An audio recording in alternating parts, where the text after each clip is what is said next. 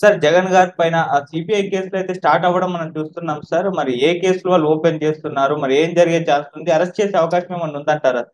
Actual గా Nampally CBI కోర్టులో నిన్న విచారణ జరిగింది. ఈ రోజు నుంచి రెగ్యులర్ విచారణకి ఆదేశించారు.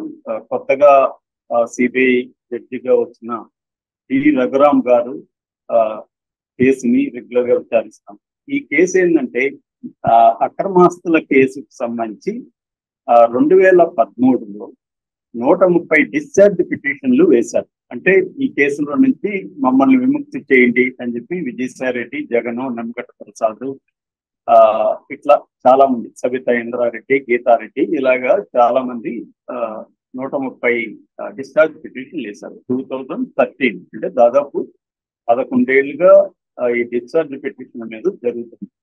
అంటే ఇది ఎలా జరుగుతుంటదంటే దీని మీద విచారణ జరగడం, తర్వాత జడ్జెస్ ట్రాన్స్ఫర్ అయిపోవడం, కొత్త జడ్జి రావడం, అదేదో సామెత ఉంది కదా, రెడ్డొచ్చి మొదలాడని, అలాగా మళ్ళీ మొదలు పెట్టడం, ఇలాగా జరుగుతా ఉంది. ఇప్పటి వరకు ఈ కేసుకు సంబంధించి 7 మంది జడ్జిలు బదిలయ్యారు. రీసెంట్ గా కంప్లీట్ గా 130 డిశ్చార్జ్ పిటిషన్ల మీద వాదనలు అయిపోయి మొత్తం హీరింగ్ విని జడ్జిమెంట్ ఇవ్వాల్సిన పరిస్థితిలో రమేష్ బాబు అనే జడ్జి గారు వెళ్ళిపోయారు, ట్రాన్స్ఫర్ అయిపోయారు.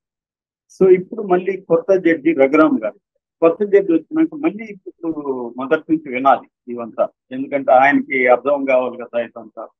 సో అది మొన్నటి వరకు పెండింగ్ లో ఉండింది. ఈ రోజు నుంచి రెగ్యులర్ గా దీని మీద విచారణ జరపాలి. యాక్చువల్ గా సుప్రీంకోర్టు అనేక సార్లు ప్రజాప్రతినిధుల మీద ఉన్న కేసుల్ని త్వరగా డిస్పోజ్ చేయండి, త్వరగా చేయండి అని అనేక సార్లు చెప్పింది. ఈ మధ్యనే హైకోర్టు కూడా నాంపల్లిలో ఉన్న సిబిఐ కోర్టుకి మా మాటగా కాదు సుప్రీంకోర్టు మాటగా చెప్పండి, దీని మీద త్వరగా విచారణ మొదలు పెట్టమని, త్వరగా కంప్లీట్ చేయమని చెప్పండి అని సుప్రీంకోర్టు, హైకోర్టు కూడా సిబిఐ కోర్టును ఆదేశించింది. సో ఈ క్రమంలో ఇప్పుడు ఈ రోజు నుంచి విచారణ జరుగుతుంది. ఇది ఒక అంశం. అయితే రెండవ అంశం, జగన్ ఇప్పటి వరకు సీఎం గా ఉన్నాడు కాబట్టి ఆయన గతంలో హైకోర్టులో ఒక ప్రివిలేజ్ తెచ్చుకున్నాడు. అదేంటంటే విచారణకు వ్యక్తిగత హాజరు నుంచి మినహాయింపు తెచ్చుకున్నాడు. ఎందుకంటే నేను అమరావతి నుంచి ఇక్కడికి రావాలి, నేను సీఎం గా ఉన్నాను, నాకు సెక్యూరిటీ ఇష్యూస్ ఉంటాయి, దీనివల్ల ప్రజలకు ఇబ్బంది అవుతుంది అని చెప్పి ఆయన తెచ్చుకున్నాడు. సో ఇప్పుడు ఆయన సీఎం గా లేడు కాబట్టి ఇప్పుడు సిబిఐ వ్యక్తిగత హాజరు నుంచి జగన్ కి మినహాయింపు తీసేయమని సిబిఐ కోర్టుకు వెళ్ళే అవకాశం ఉంది. దానివల్ల జగన్ ఎవరి ఫ్రైడే నాంపల్లి సిబిఐ కోర్టుకి రావాల్సి ఉంటుంది. సో ఇదొక అంశం. మొత్తంగా ఈ కేసులో 11 సిబిఐ ఛార్జ్ షీట్లు, 9 ఈడీ ఛార్జ్ షీట్లు, మొత్తం 20 ఛార్జ్ షీట్లు ఉన్నాయి.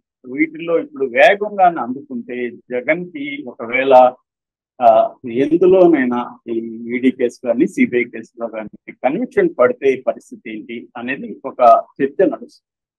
రెండవది, ఆల్రెడీ ఇసుక, మద్యము, రకరకాల కుంభకోణాలు జగన్ కి తిప్పుకునే అవకాశం ఉంది. ఆల్రెడీ నిన్న పురంధరేశ్వరి వెళ్ళి ఇసుక, మద్యం కుంభకోణాలకు సంబంధించి సమగ్రంగా వాళ్ళ దగ్గర డేటా ఆల్రెడీ కలెక్ట్ చేశారు.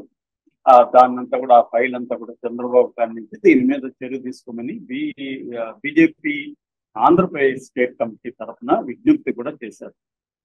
చంద్రబాబు కూడా ఎప్పుడెప్పుడు జగన్ ని జైలుకి పంపించాలా అన్న ఒక ఉత్సాహంతో ఉన్నారు.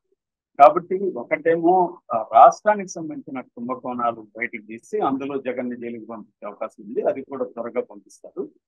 రెండవది, సిబిఐ ఈడీ కేసులకు సంబంధించి జగన్ ను జైలు కన్విక్షన్ రేట్ అంటారు, అంటే కన్విక్షన్ సంబంధించి పడే అవకాశం కూడా ఉంది. ఒకవేళ మామూలుగా స్టేట్ లెవెల్లో చంద్రబాబుని పంపించినట్టు జగన్ ని కూడా జైలుకి పంపిస్తే జగన్ కోర్టు ద్వారా బెయిల్ తెచ్చుకొని మళ్ళీ బయటకు వచ్చే అవకాశం ఉంది. ఆ కేసులు త్వరగా కూడా కన్విక్షన్ కావు. కానీ అక్రమాస్తుల కేసులో దాదాపు 11 ఏళ్లుగా బెయిల్ మీద ఉన్నాడు జగన్. వాటిలో ఇప్పుడు కానీ మోడీ కానీ అనుకుంటే అవి వేగం అయ్యే అవకాశం ఉంది. సిబిఐ అండ్ ఈడీ వేగం పెంచే అవకాశం ఉంది. అలాగా వేగం పెంచినప్పుడు జగన్ కానీ కన్విక్షన్ పడితే అతను జైలుకి వెళ్తాడు.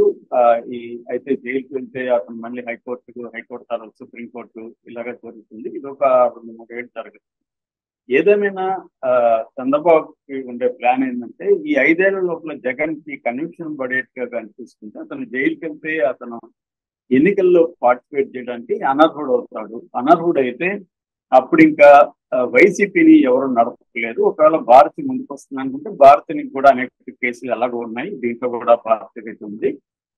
సో ఆమెను కూడా జైలు పంపించేస్తే ఇక ఆ పార్టీని ఎవరు నడపలేదు. ఆ పార్టీలో మాక్సిమం ఇటు బీజేపీలకి ఇటు తెలుగుదేశంలోకి మిగిలిన వాళ్ళు ఎవరైనా ఈ 2 పార్టీలకు పోని వాళ్ళు ఉంటే ఆల్రెడీ షర్మిల వెయిట్ చేస్తుంది. షర్మిల కూడా మొన్న అనౌన్స్ చేస్తుంది పిల్లకాలంలోని సముద్రంలో కలవాలని. అట్లాగే కాంగ్రెస్ లో కూడా వాళ్ళు వెళ్ళే అవకాశం ఉంది. ఇది ఎంత వేగంగా జరుగుతుంది అనేది ఇప్పుడు ప్రశ్న తప్ప అసలు జరగదనేది. ఒకటి ఏంటంటే మోడీ ఈ పనికి పూనుకుంటాడా, అంటే జగన్ ని జైలుకి పంపించడానికి మోడీ పూనుకుంటాడా అనేది ఇక్కడ పెద్ద ఇప్పుడు ఒక పజిల్ గా నిలబడింది. ఎందుకంటే మోడీ ఈ ప్రభుత్వం అనేది ఒక రకంగా ఆయన 23 ఏళ్ల రాజకీయ చరిత్రలో ఇప్పటి వరకు కూడా మోడీ ఎప్పుడు కూడా కొయిలేషన్ ప్రభుత్వాన్ని నడపలేదు. అక్కడ 4 సార్లు సీఎం అయినా, ఇక్కడ 2 సార్లు పిఎం అయినా కూడా ఈ 6 పర్యాయాలు ఆయనకు అబ్సల్యూట్ మెజారిటీ ఉంది, అటు రాష్ట్రంలో అయినా ఇటు దేశంలో అయినా. కాబట్టి ఆయనకు కొయిలేషన్ అనేది అలవాటు. సో ఒక రకంగా ఆటోక్రేట్ లాగా మోడీ బిహేవ్ చేస్తారు. అందుకని మోడీకి గ్యారంటీ మోడీ అనే తననే మాత్రమే అతను ప్రొజెక్ట్ చేసుకోవడం ఉంటుంది తప్ప బీజేపీ పార్టీ అనే దాన్ని కూడా తను పక్కన పెట్టేశాడు. ఆర్ఎస్ఎస్ ని కూడా అతను క్యార్ చేయడం మానేశాడు. సో ఈ క్రమంలో ఇప్పుడు మోడీకి ఫస్ట్ టైం ఒక ఎదురు దెబ్బ తగిలి కొయిలేషన్ గవర్నమెంట్ ఫామ్ చేయాల్సి వచ్చింది. ఇప్పుడు ఏంటంటే ఇటుపక్క చంద్రబాబు మీద, అటుపక్క నితీష్ కుమార్ మీద డిపెండ్ అవ్వాల్సిన పరిస్థితి. సో ఈ పరిస్థితులు మోడీకి ఉన్న ప్లాన్ ఏంటంటే వీళ్ళ మీద డిపెండ్ అవ్వకుండా బీజేపీ స్ట్రెంగ్త్ ని ఎలా మనం పెంచుకోవాలనేది మోడీ ఆలోచిస్తుంది.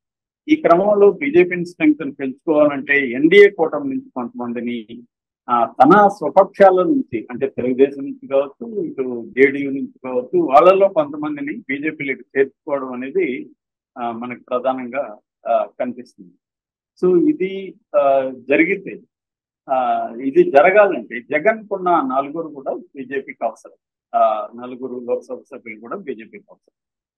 ఒకవేళ వాళ్ళలో ఎవరినైనా తీసుకుందా ఉన్నా ఓన్లీ అరకు ఎంపీ ఒకరు మాత్రమే, ఆమె ఒకరు మాత్రమే జాయిన్ అయ్యే అవకాశం ఉంది. మిగతా 3 జాయిన్ అవ్వదు. ఎందుకంటే ఇటు మిథున్ రెడ్డి కానీ, ఇటు అవినాష్ రెడ్డి కానీ, అటు తిరుపతి గురుమూర్తి కానీ, వీళ్ళు 3 కూడా జగన్ వదిలి వెళ్ళే ప్రసక్తి లేదు. సో ఈ 3 ఖచ్చితంగా జగన్ వైపు ఉంటారు.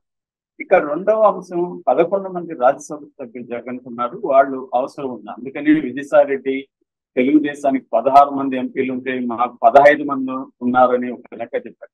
ఆ లెక్క కొంత విచిత్రంగా ఉన్నప్పటికీ అందులో కొంత వాస్తవం కూడా ఉంది. అది ఎందుకంటే రాజ్యసభ సభ్యులు మాకు 11 మంది ఉన్నారు, ఈ 11 మంది బీజేపీకి అవసరమా అనేది ఆయన చెప్పారు.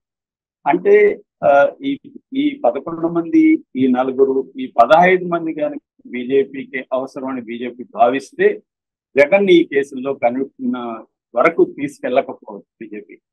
అప్పుడు జగన్ కన్విక్షన్ నుంచి సేఫ్ అవుతాడు. అయితే రాష్ట్రంలో చంద్రబాబు మాత్రం సైలెంట్ గా ఉండడు.